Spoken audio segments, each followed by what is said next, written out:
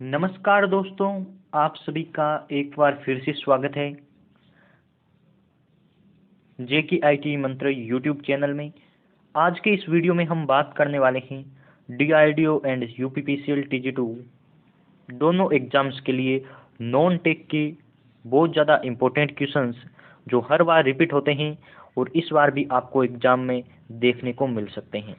ये पूरा video previous year के एग्जाम पेपर पर बेस्ड बनाया गया है। इसमें जो भी क्वेश्चन है वो आपके पैटर्न पर शामिल है, तो उनको एक बार याद जरूर कर लीजिए। क्वेश्चन को याद करना ही है, साथ में जितने भी ऑप्शन दे रखे हैं उनको एक्सप्लेन करेंगे, जिससे आप उन्हें नोट करके अच्छे से पढ़ सकते हैं। इससे पहले यदि आप हमारे चैनल पर पहली बार आए हैं तो इसे सब्सक्राइब कर लीजिए। वीडियो पसंद आई है तो लाइक कर दीजिए और DRDO एंड UPPCL TG2 की एक मिक्स प्लेलिस्ट बना दी है, आप जाकर उसमें विजिट कर सकते हैं। 30+ वीडियोज अपलोड कर रखे हैं, आप उन्हें देखिए, बहुत अच्छे से आपकी प्रिपरेशन हो जाएगी। अपने फ्रेंड्स के साथ हो सके तो शेयर जरूर करें, अच्छा रिस्पॉन्स मिलता है। हम आपके लिए रेगुलरली इसी प्रकार की वीडियोज बनाकर लेकर आते हैं। आप सभी के लिए एक गुड न्यूज है, हमारी सफलता मंत्र सीरीज की दूसरा वॉल्यूम आ चुका है। इससे पहले हमने फर्स्ट वॉल्यूम लॉन्च किया था, जिसमें आपकी 250+ नॉन टेक के प्रश्न शामिल थे, ऑब्जेक्टिव टाइप क्वेश्चन शामिल थे, quantity aptitude, general awareness, reasoning और इंग्लिश के बहुत ज़्यादा इंपॉर्टेंट क्वेश्चन थे। और जिसने भी ये बुक ली है सभी का अच्छा रिस्पॉन्स रहा और सभी के कहने पर पार्ट 2 भी बनाया है। आप देख सकते हैं सफलता मंत्र वॉल्यूम 2, जो UPPCL TG2, यूपी आर्मी नल TG2, JMRC, DMRC, DRDO, ISRO सभी बड़ी भर्तियों के लिए बहुत ज़्यादा इंपॉर्टेंट है। नॉन टेक की 500+ ऑब्जेक्टिव टाइप क्वेश्चनों का समावेश है इस पुस्तक में। तो यदि आप इसे लेना चाहते हैं तो लिंक आपको टेलीग्राम में दे रखा है, विजिट कीजिए। वहां आप हमने एक ऑटो रिप्लायर बोट लगा रखा है जो आपको रिप्लाई कर देगा, आप ये बुक वहां से ले सकते हैं।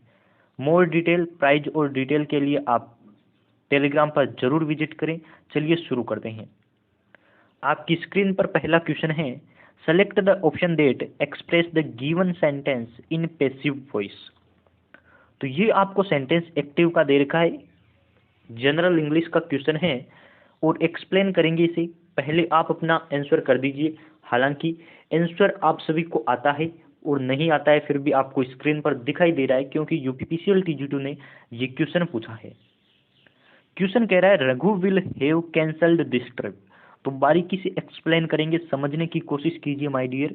क्वेश्चन कह रहा है Raghu will have cancelled this trip, इसमें आपको एक्टिव सेंटेंस है, पैसिव बनाना है। तो पैसिव बनाने के लिए क्या क्या आवश्यकता होती है मैं सारी एक्सप्लेन कर देता हूँ। पहले जो आपके एक्टिव सेंटेंस का सब्जेक्ट होता है उसे आपको ऑब्जेक्ट में चेंज करना होता है, कर दिया ना। उसके बाद करना होता है आपको टेंस की पहचान, टेंस की पहचान करनी है और जो रूल कहता है उसके अकॉर्डिंग पैसिव में आपको वर्ब लगानी होती है। और जो आपके सेंटेंस का सब्जेक्ट होता है उसे ऑब्जेक्ट में चेंज करना होता है और उससे पहले हमें बाई लगाना होता है। तो चलिए एक्सप्लेन करते हैं किस प्रकार से इस एग्जाम्पल को आप करेंगे। पहले देखिए इस सेंटेंस में आपकी टेंस कौन सा है, तो आप कहेंगे विल हैव। और विल हैव कौन सा टेंस होता है, तो आप सभी कहेंगे फ्यूचर परफेक्ट टेंस।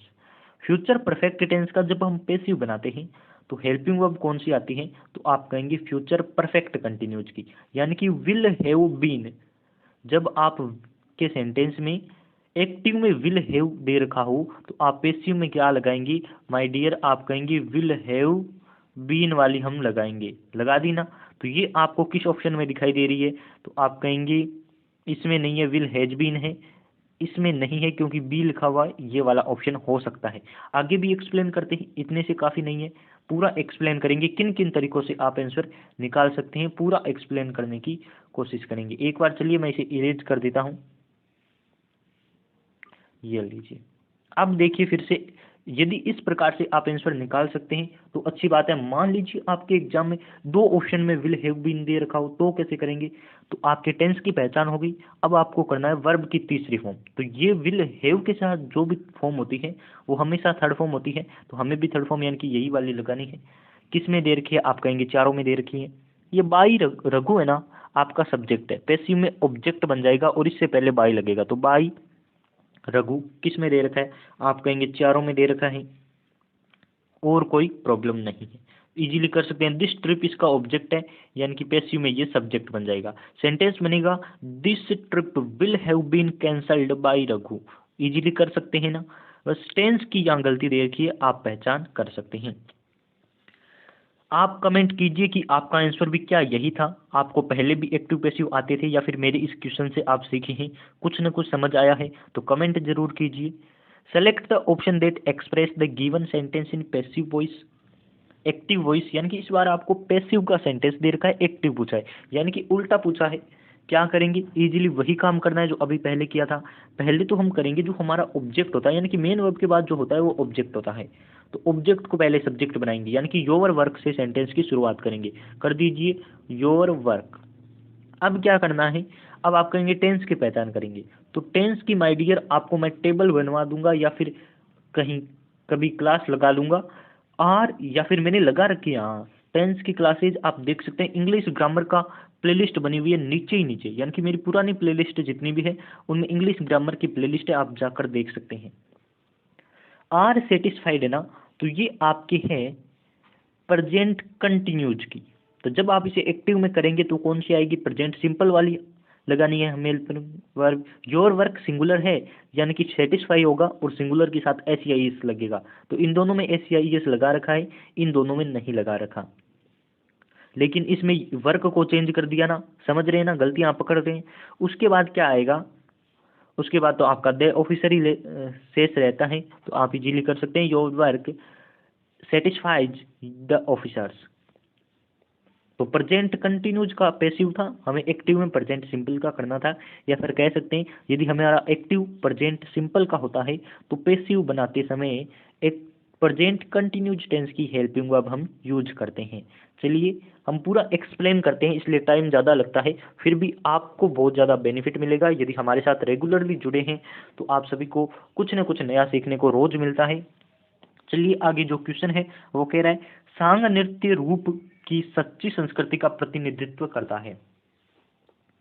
तो ये मुख्यतः ये पूछा जा रहा है कि सांग नृत्य कहाँ का है, सांग नृत्य कहाँ किया जाता है, ये ऐसा पूछ रहा है। तो चलिए आपको बताते हैं, हरियाणा में सांग नृत्य किया जाता है।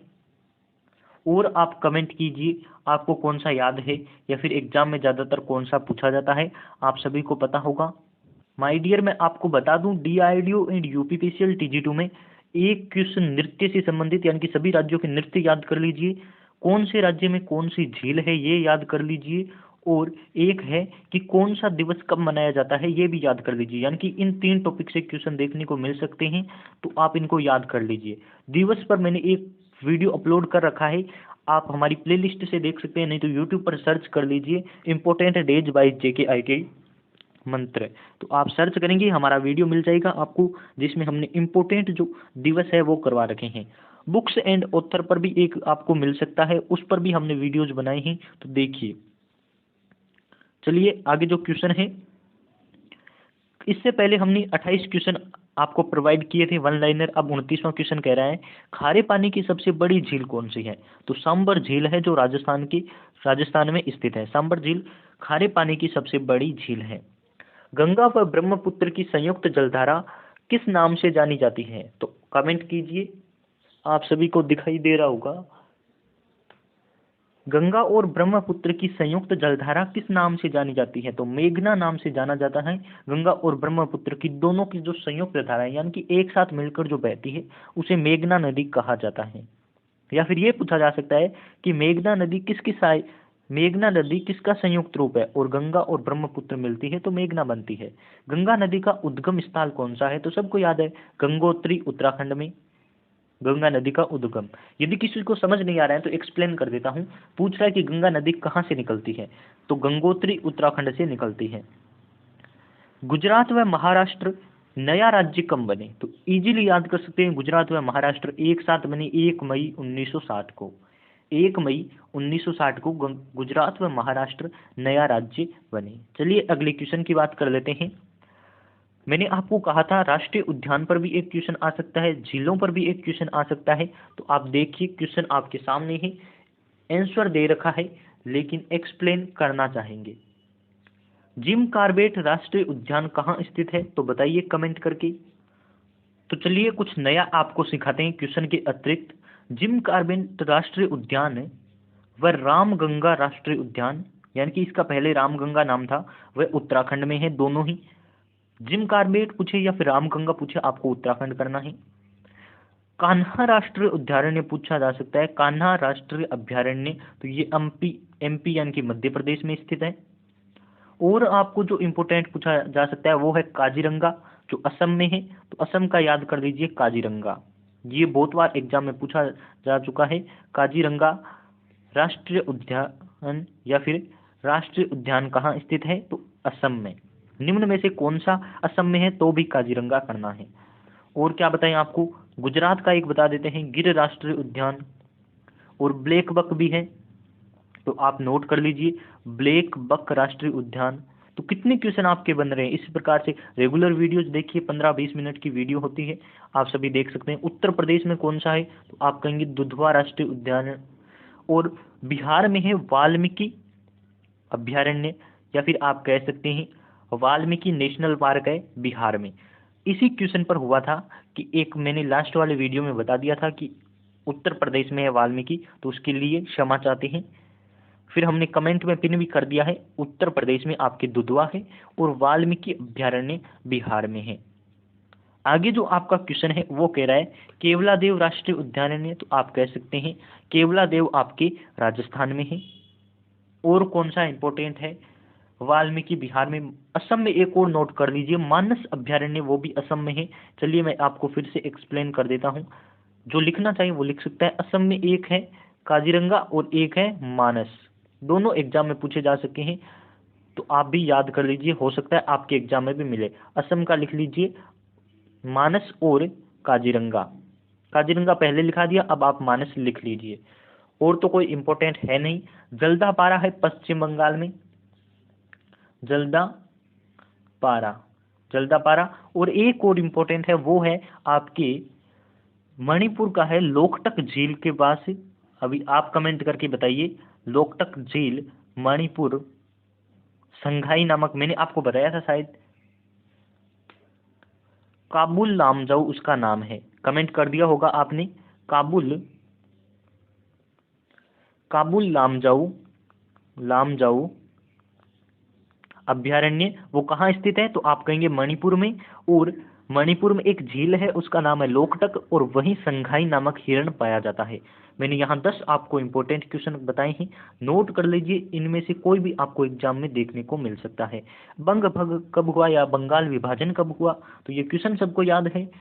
कब हुआ, आप सभी कहेंगे बंगाल विभाजन 1905 को हुआ था, 1905 को। और 1907 को क्या हुआ था, आप कहेंगे विदेशी कपड़ों की होली जलाकर स्वदेशी आंदोलन मनाया। स्वदेशी आंदोलन आप कह सकते हैं, स्वदेशी आंदोलन। और 1915 को गांधी जी आए थे दक्षिण अफ्रीका से भारत। तो पूछा जा सकता है ऐसा कौन सा स्वदेशी आपके आंदोलन है, ऐसा कौन सा आंदोलन है जो गांधी जी के बिना हुआ, फिर जिसमें गांधी जी शामिल नहीं थे। स्वदेशी आंदोलन 1907 को हुआ था, गांधी जी 1915 को आए थे। उसके बाद तो सब में गांधी जी विद्यमान थे। आगे भी क्वेश्चन है, क्वेश्चन कह रहे हैं आपको select the most appropriate option to fill in the blank. तो आप देख सकते हैं ऑप्शन क्या कह रहा है, last evening he had a party in his house. Head मैंने क्यों बोला, क्योंकि आप सभी जानते हैं ये टेंस कौन सा है, तो आप कहेंगे लास्ट इवनिंग, यानी कि पास्ट की घटना है। और पास्ट की घटना में आप कौन सा यूज करेंगे, तो आप कहेंगे विल है फ्यूचर का, हेज है प्रेजेंट का, और इज है प्रेजेंट का, यानी कि ऑप्शन ए ही है जो पास्ट को प्रेजेंट करता है। आप इजीली सेलेक्ट कर सकते हैं। आगे क्वेश्चन है वो कह रहा है select the most appropriate option to fill in the blank I my work before the boss called me. तो मैंने आपको कॉन्सेप्ट बताया है, बिफोर से पहले और आफ्टर के बाद। बिफोर से पहले आता है आपके हेड प्लस वर्ब की तीसरी फॉर्म, और बिफोर के बाद आता है वर्ब की सेकंड फॉर्म। तो बिफोर ये रहा, इसके बाद देखिए कॉल्ड सेकंड फॉर्म दे रखी है। तो बिफोर से पहले आपको हेड प्लस वर्ब की तीसरी फॉर्म लगानी है। हेड प्लस वर्ब की तीसरी फॉर्म यहाँ दे रखी है, इजीली कर सकते हैं, कोई किसी को प्रॉब्लम नहीं होगी। निम्नलिखित में से किसने भौतिक विज्ञान की श्रेणी में 2019 में इन्फोसिस विज्ञान पुरस्कार प्राप्त किया? इजीली आप पढ़ सकते हैं, ये यूपीपीसीएल में पूछा गया था। जी मुगलेश ने ये 2019 में प्राप्त किया। नोट कर लीजिए, इंपॉर्टेंट क्वेश्चन है। आगे जो क्वेश्चन कह रहा है वो है select the most appropriate option to fill in the blank, you need not for me for lunch. तो क्या करेंगे, चलिए मैं आपको बताता हूँ। जब भी आपके कोई मॉडल आए ना, तो मॉडल के बाद हमेशा वर्ब की फर्स्ट फॉर्म आती है। तो यहाँ टू बी वेटिंग है। टू बी का मतलब क्या होता है, या तो वर्ब की फर्स्ट फॉर्म के साथ आईएनजी लगा दो, या फिर टू लगा के मेन वर्ब की फर्स्ट फॉर्म लगा दो, दोनों का मतलब एक होता है। आप इतना समझ लीजिए। तो टू वेटिंग नहीं आएगा, इसका मतलब है वर्ब की आईएनजी वाली फॉर्म। इसमें भी आईएनजी वाली फॉर्म दे रखी है, लेकिन मैंने आपको बताया मॉडल के बाद हमेशा वर्ब की फर्स्ट फॉर्म आएगी, जो ऑप्शन नंबर सी में दे रखी है। नीड के बाद वर्ब की पहली फॉर्म, कैन के बाद वर्ब की पहली फॉर्म, मॉडल के बाद हमेशा वर्ब की first form. Which of the following pass is not located on the border of India with China? ये क्वेश्चन तो दे रखा है जनरल अवेयरनेस का, इंग्लिश का क्वेश्चन है, लेकिन हम इसे हिंदी में एक्सप्लेन करेंगे क्योंकि आपको ये क्वेश्चन एग्जाम में देखने को मिल सकता है। चलिए बताता हूँ। कह रहा है निम्न में से कौन सा दर्रा है ना, वो इंडिया और चाइना के बॉर्डर पर नहीं स्थित है, यानी कि इंडिया और चाइना के बॉर्डर पर कौन सा दर्रा निम्न में से स्थित नहीं है? तो आप कहेंगे रोहतांग दर्रा, रोहतांग पास। पास को दर्रा कहते हैं, रोहतांग दर्रा इंडिया और चाइना के बॉर्डर पर स्थित नहीं है। तो आज की वीडियो में बस इतने ही क्वेश्चन। यदि पसंद आई है तो लाइक शेयर कर दीजिए, चैनल पर पहली बार आए हैं तो सब्सक्राइब कर लीजिए। सफलता मंत्र का वॉल्यूम 2 लेने के लिए टेलीग्राम पर मैसेज कर दीजिए, आपको वहाँ बुक मिल जाएगी। बहुत बहुत धन्यवाद आप सभी का।